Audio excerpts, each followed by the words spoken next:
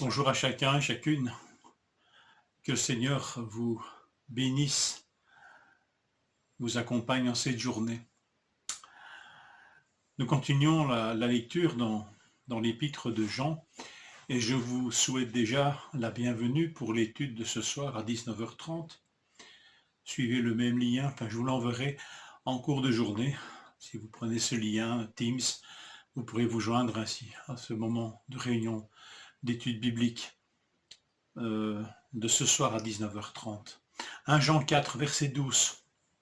Personne n'a jamais vu Dieu. Déclaration étonnante que l'on trouve dans la Bible. Personne n'a jamais vu Dieu. Si nous nous aimons les uns les autres, Dieu demeure en nous et son amour est parfait en nous.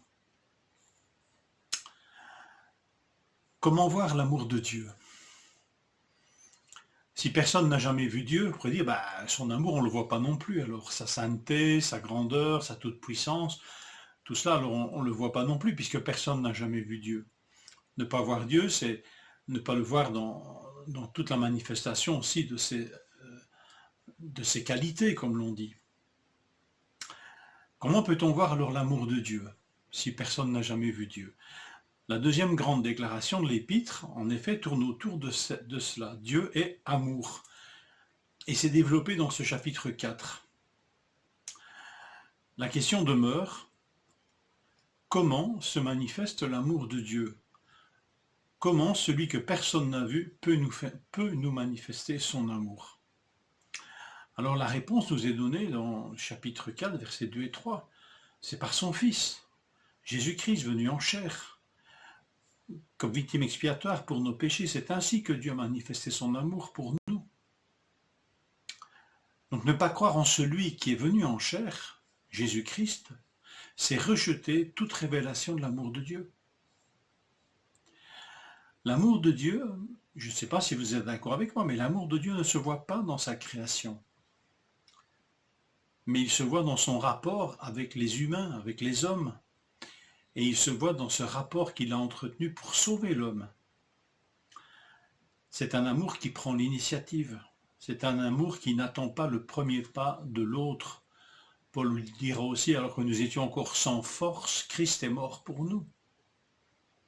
Et ici, l'apôtre Jean dit, ce n'est pas nous qui avons aimé Dieu, mais c'est lui qui nous a aimés en envoyant son Fils comme victime expiatoire pour nos péchés. Cet amour, ce Dieu d'amour se rend visible par Jésus-Christ, victime expiatoire pour nos péchés. Mais Jésus est retourné au ciel, il est à la droite de Dieu. Alors, comment cet amour est-il visible aujourd'hui? Comment Dieu se rend-il en quelque sorte visible et comment rend-il visible son amour? Est-ce que vous avez la réponse en lisant ce texte? Si nous nous aimons les uns les autres, Dieu demeure en nous et son amour est parfait en nous. Remarquez combien de fois dans les versets de 12 à 16, 1 Jean 4, 12 jusqu'au verset 16, 4 versets, remarquez combien de fois il est question que Dieu demeure en nous. 4 fois. Et il est mention aussi que nous demeurons en Dieu. C'est une expression de communion profonde, mais Dieu demeure en nous, c'est ça le grand... Est-ce que je pourrais parler de mystère? Mais c'est un privilège incroyable. Dieu manifeste aujourd'hui son amour, se rend visible par l'amour que les disciples ont les uns pour les autres. Si nous nous aimons les uns les autres, Dieu demeure en nous.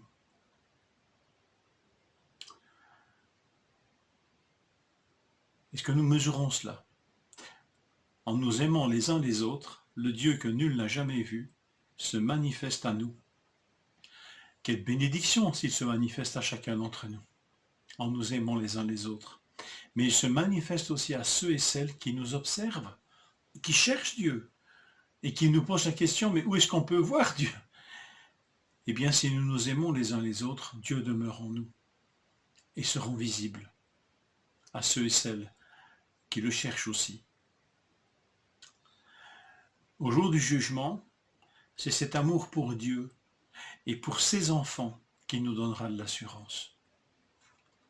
Vous pouvez lire ça dans notre lecture d'aujourd'hui.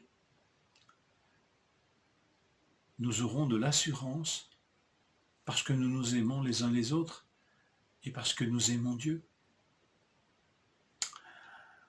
L'amour a sa source en Dieu.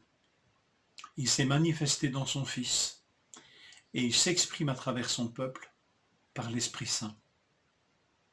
Dieu est tout impliqué dans cette révélation de son amour. Et nous sommes partie prenante. Manière peut-être de renouveler notre zèle pour nous aimer les uns les autres. Personne n'a jamais vu Dieu. Si nous nous aimons les uns les autres, Dieu demeure en nous. Que le Seigneur nous accorde cette grâce de nous aimer les uns les autres. Bonne journée.